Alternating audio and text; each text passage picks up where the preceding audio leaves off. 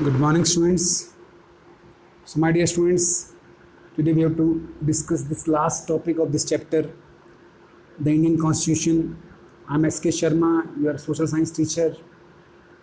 My dear students, I know it's very difficult to understand online because these are virtual classes, but try to understand the things with the help of your parents. And if you have any doubt, you can call me anytime, my dear students. So today we have to go with this one. Already we discussed these things. ये हमने fundamental rights पहले कर दिए थे, discuss कर लिए हैं आपके साथ.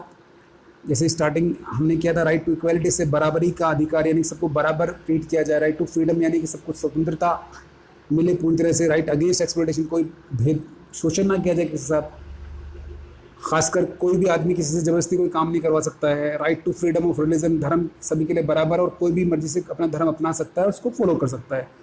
कल्चरल एंड एजुकेशन राइट्स में हमने डिस्कस किया था कि हमारे जो संस्कृतियाँ हैं, संस्कृति मतलब होता है हमारे जो खान पान, हमारा रहन सहन, धर्म, तीज त्यौहार, इसको हम अपना सकते हैं अपनी मर्जी से. कोई भी हमारा जो है उसको हम फॉलो करेंगे, उसमें कोई रोक टोक नहीं करेगा हमारे लिए. जैसे हम देखते हैं सिख जो लोग हैं वो पगड़ी पहनते हैं, कृपान रखते हैं, कड़ा पहनते हैं, केश बड़े रखते हैं. मुस्लिम्स अपनी टोपी पहनते हैं सर पे, और हिंदू जो है तिलक लगाते हैं. ये उनके कल्चर है. हमारे शादियों का तरीका अलग है, हमारे नृत्य हैं, गाने हैं, हमारे खान पान अलग अलग सबका है, और आप सब अपने अपने चीज़ों को अपने हिसाब से कर रहे हैं, और उसमें कोई इंटरफेरेंस गवर्नमेंट नहीं करती है और नहीं भी करनी चाहिए. ये गवर्नमेंट को ऑर्डर्स हैं, और वी कैन से ये सब कुछ लिखा गया है कॉन्स्टिट्यूशन के अंदर, यानी कि हमारे संविधान में. इसलिए ये चीज़ें हम इंजॉय कर पाते हैं.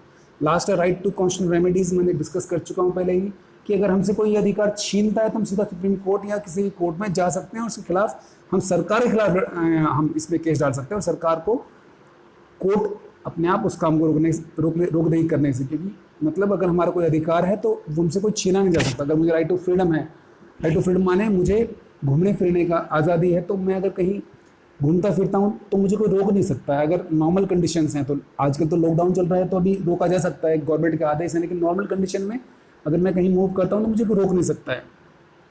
ये सारी बातें हम डिस्कस कर चुके हैं. Next we have to go with this one.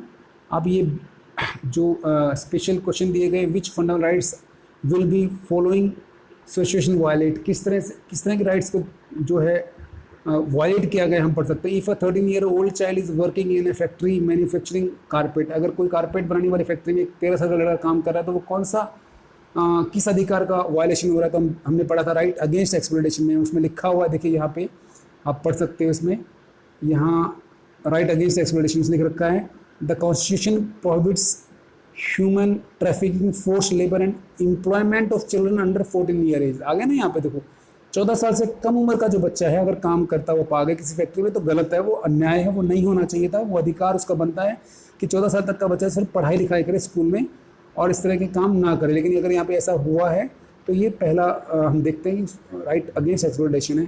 दूसरा है इफ़ अ पुलिसमैन या if a politician in one state decide to not allow laborers from one state to work in his state. अगर कोई politician नेता है और किसी दूसरे राज्य के जो मजदूर हैं उसको अपने राज्य में काम करने नहीं दे रहा है, तो वो है राइट टू फ्रीडम. जैसे मैंने एग्जाम्पल दिया था, फ्रीडम, उसको काम, हमें अधिकार है संविधान के आधार पर कि हम भी कोई भी काम कहीं भी जाके कर सकते हैं, तो हमें रोक नहीं सकता. तो राइट टू फ्रीडम के लिए आएगा ये. ऐसे ही दो और हैं, या पढ़े समझे, कोई डाउट हो तो मुझसे पूछ सकते हैं. सेकुलरिज्म हम डिस्कस कर चुके हैं, यानी कि सेकुलरिज्म में हम डिस्कस किया है कि सभी धर्म जो हैं वो बराबर हैं. गवर्नमेंट किसी भी धर्म का पक्ष नहीं लेती है.